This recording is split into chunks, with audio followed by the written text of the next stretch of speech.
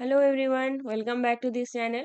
We were doing the courses from Kaggle, and from today onwards we will continue intro to machine learning. Okay, so as usual we will first study the tutorial and then we will do the exercise. Okay, so now let's first read this one. How models work. This is the first step to machine learning. So let me read this line by line and then I will explain. Okay, so we will start with an overview of how machine learning models work and how they are used. Okay, this may feel basic if you have done statistical modeling or machine learning before. So don't worry, we will progress as we will build powerful models. Fine. So this course will have you build models as you go through following scenario. Let's read the scenario. Your cousin has made millions of dollars speculating on real estate. Okay. So he is offered to become business partners with you because of your interest in data science. You have interest in data science and the person, the your cousin has already made some millions. Sorry. Okay. So he will supply the money and you will supply models that predict how much various houses are worth. Okay, so you ask your cousin how he has predicted real estate values in the past, how he has made so many money in real estate. So now he says that it is just intuition, but after questioning a lot, after more questioning reveals that he has identified the price patterns from houses he has seen in the past. Okay, and he uses those patterns to make predictions for new houses he is considering. So he is saying that this is a simple intuition, a simple guess. But after you question him, you realize that this is not a simple guess. Instead, these are the previous price patterns of the houses. And based on this pattern, he has guessed the new one. Not a simple mere guess, but it has some data science in it. He has done some predictions based on the new patterns. Okay, is what is machine learning all about? That we have to understand the pattern, the previous data, the previous experiences, then we can guess the future, which will help us to make our business better, perform better, right? Now see, machine learning works the same way. We will start with a model called the decision tree. There are many algorithms in machine learning, and first they have taken a simple decision tree because this is easy to understand for any new beginners. And there are fancier models that give more accurate predictions, but decision trees are easy to understand. Okay, so it is like that depending on your data and your prediction. I mean about your expectation, what kind of prediction you want to make, whether it is a numerical guess or a categorical guess. So depending on all these factors, you can choose any kind of fancier algorithms, and there are many algorithms. Okay, but as the decision tree is simple to understand, any beginner, they have taken a simple decision tree. Fine. So let's start this. This is the decision tree. Let's say you are predicting the price of any house. So does house have more than two bedrooms? This is the question. You have an apartment and let's say it has three bedrooms. So yes, you have more than two bedrooms. Now your predicted price will be this one. Okay, it's like $1,88,000. Fine. If no, that is two bedroom or one bedroom. So the price is like $1,78,000. Okay. Now the predicted price for any house under consideration is the historical average price of the houses in the same category. We use data to decide how to break the houses into two groups and then again to determine the predicted price in each group. Okay. Predict them.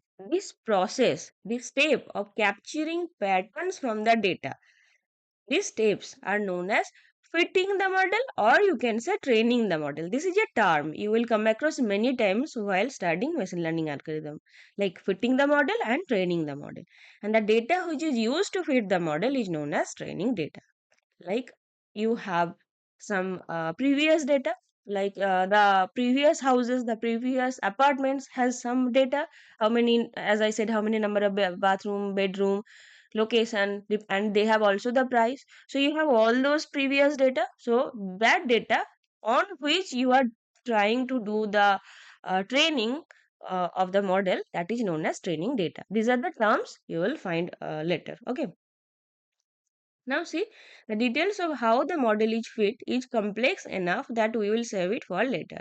And after the model has been fit, you can apply it to new data to predict prices of additional homes. Exactly, once you have seen that your prediction is working fine, your model is working fine, now you can take any new data and can apply the model on top of that, right? So you can guess what will be the output. So this is known as prediction. So after the model has been fit, you can apply it to a new data to predict the prices of application homes. So you are okay with the term? What is fitting the model? What is training the model? And what is a training data? Based on which data we are going to train the model is known as training data. And what is prediction, which is the future output. Output of what? Output of the new model on the previous data. Fine. Now improving the decision tree. See, here I have taken two decision tree. One is first decision tree, second decision tree. In the first decision tree, what they have done, they have separated based on the number of bedrooms. So does house have more than two bedrooms? So if yes, then this is the predicted price. No, this is the predicted price. Same way, they have predicted in a different way. Like if it has two number more than two bedrooms, then this will be the predicted price and this is the predicted price. Now see, here, the for bedrooms having more than two bedrooms, sorry, for apartments having more than two bedrooms, the predicted price is 1,78,000. But for less, 1,88,000. Do you think that this is realistic? No, obviously not. So you can say that the decision tree on the left, this one makes more sense exactly because it captures the reality that houses with more number of bedrooms tend to sell at higher prices than houses with fewer bedrooms, right? The biggest shortcoming of this model is that it doesn't capture most factors affecting home price, like number of bathrooms, lot size, location. So, this is the problem of the decision tree model, that it doesn't capture most factors. And it takes it is just considering this factor, but not these. These are also very important factors. This is the problem of the decision tree model, but you can overcome this problem by using any other kind of algorithms. Okay, now if you capture more factors, then the tree will have more splits. Like, does house have more than two bedrooms? Yes. Now you are checking whether lot size is greater than 11,500 square feet. Yes. Then this is the predicted price. If it has more than two bedrooms, but the lot size is lesser, then the predicted price is something different. Same way, it doesn't have more than two bedrooms, so you are coming to this side. Now you are again checking whether lot size is greater than or less than. So depending on that, you are predicting the prices. Okay. So you predict the prices of any house by tracing through the decision tree, always picking the path corresponding to that house's characteristics. You have, if you have a new house, let's say you have a new house, it has four bedrooms. So you are here standing here right now. We have four bedrooms, but here, if you have more than two bedrooms, you will go to this side. So you are coming here. Now you will calculate whether the lot size is greater than 11,500 or not. If it is not greater than, then you will come here. So your 4 BHK will have this amount of prices. You have taken two factors. One is greater than two bedrooms, another one is less than 11,500 lot size. Okay, so you are understanding how you can predict. Now the predicted prices for the house is the bottom tree, and the point at the bottom where we make a prediction is called a leaf. So this is known as a leaf. There are some terms while you will study decision tree, you will understand in details that this is known as root node because from here it is starting, and this is the leaf node where you are ending. After that you are not making any splits. So you will take different kind of factors, you will create splits, and once you have reached your final destination, once you don't want to split anymore, so you have found your leaf node. Okay, don't worry about these terms. If you study decision tree algorithm, you will study many things and you will understand what this means. And the split and the values will be determined by the data. So now it's time for you to check the data you will be working with. Okay, so now let's study the next one, and then we will do the exercise. Okay, basic data exploration. Okay, so let's read this today, then we will do the exercise. So using pandas to get familiar with your data. The first step in any machine learning project is familiarize yourself with the data. I hope you have seen my videos on pandas. There I have discussed in so much details about pandas, how to use the pandas library and all its functions. Uh, okay, if you have not seen, then also here some things are written so we can study those. No problem. So pandas is the primary tool you have to learn if you want to become a data scientist, because it will help you to explore and manipulate the data. This is just a library, and it has loaded of functions. So you just have to use the functions, and you can see what is there inside the data. You can explore the data in simple terms. Okay. So PD, this is the abbreviations of pandas normally used. You can give anything else as per your choice, but it's better to follow the convention. So import is just you are just importing the library. Import pandas as PD. PD is the name, pandas is the library name, and as is used to give the nickname. Okay. Now, the most important part of Pandas library is the data frame. Data frame, I hope you know, it's just a series of, not a series of, but it consists of rows and columns. It's like a table, okay? It has some rows, it has some columns. We will see. Now, a data frame holds the type of data you might think of as a table. Exactly, this is similar to sheet in Excel, or you can say table in SQL database. Now, Pandas has more powerful methods for most things you will want to do with this type of data. As an example, we will look at data about home prices in Melbourne, Australia. Okay, so in this exercise, we will do this data set. The example is here, this is the data set. Let's first, we have to load the data, explore the data. So this is nothing but just the data set, and you are just loading the data. You have to create a data frame from the dataset. So for that you have to use this function. This is a pandas function, read underscore CSV. This is used to read the CSV file and keep it in Melbourne underscore data. Now if you write Melbourne underscore data dot describe, so this will describe all the properties. Rooms, so you can see the rooms, price, distance, postcode. As I said, many number of varieties you can consider. This is a data set about Australian Melbourne house pricing. So you can see here. Now these are the statistical values: count, mean, standard deviation, minimum value 25%. It's just like how many rooms are there in the data set. 13,580. What is the mean value? 2.93. What is the standard deviation value? I hope you know these basic statistical terms. Uh, if not, you have to read. And this is the minimum value, minimum one room. What is the maximum value? Maximum 10 rooms. 25%, 50%, 75%. If you have seen the pandas library video, then you must know these things. These are just like the you have to create a box plot, and there you can predict how much values are below 25%, how much values are below the median value, all these things. Okay, we will not go in this depth, but we will just understand that using this describe function, which is a pandas function, we can have an overall statistical view of the dataset we will work with. Fine. Now, the result shows 8 numbers for each column in your original data set. The first number count how many rows you have non-missing values. Exactly, that means in your data set, this much values you do have. Okay. Now, missing values can arise for many reasons, like maybe the size of the second bedroom would not be collected when serving in a one bedroom house. So then you'll have a missing value.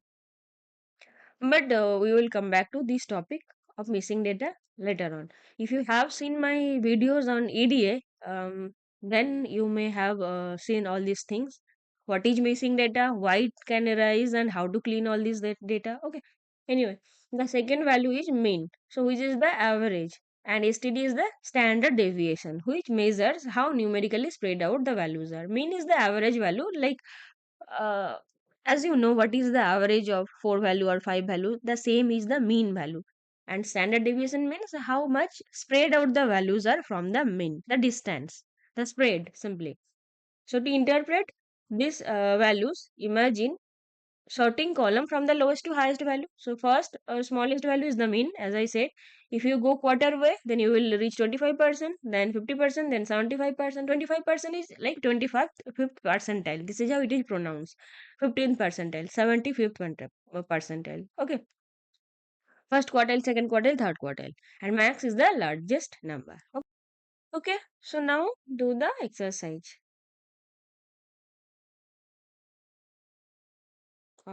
First, you have to set up the data. Just run this. This is about Melbourne house pricing. Okay. Now loading the data. Read the file and convert it into a pandas data frame. This is the name of the data frame, home underscore data. If you have studied panda, you know these things. pt dot read csv. Simple. Simply, this is we are reading from a CSV file. See, this is a CSV file. So read underscore CSV. If it is an Excel file, then read underscore Excel. I think you can say these things. Fine. So it will just create the data frame. So now this is fine. Okay. Now review the data. Use the command you learned to view summary statistics. Just now we have learned. So we can write what is the name of the data frame, home data. Sorry. So not head. Home underscore data dot describe. There are many functions we studied while studying for pandas. See, same. It will give you some statistical measures: count value, mean value, standard deviation value. So you can check. You can have an overall idea about the data set. Fine. Now your question is, what is the average lot size? What is the lot size? Lot area. So you have to calculate average value. What is the name of the data frame? First you have to write that home underscore data. So home underscore data. Now here you have to find the lot size. So lot area. So just copy it, lot area. Okay. So once you get the lot area, you can write dot home data lot area dot mean function. Mean function will give you the average value. This is in pandas function. Okay. And now you have to calculate this also. First, let's calculate, then we will run. How old is the newest home? So you want to know which home is the newest. For that, you have to know on which date it was built and what is the year right now. Okay. So if like it is built in 2023, now it's 2024. So there is a gap of 1 year. So you can simply say that this is the newest building which is created in 2023. So first we have to calculate on which date it was built, what is the today's date, and you have to subtract. Simple.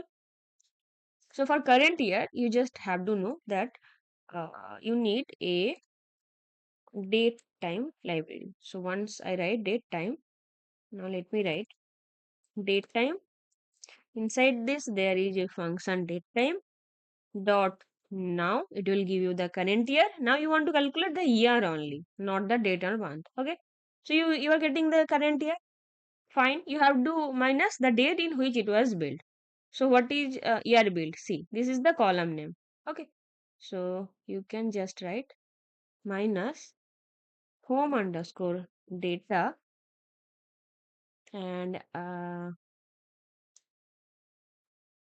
here just copy it because it is case sensitive. This is the column name. So what we are doing here? We are just taking the column. We are just taking this column, the year built column inside this data frame.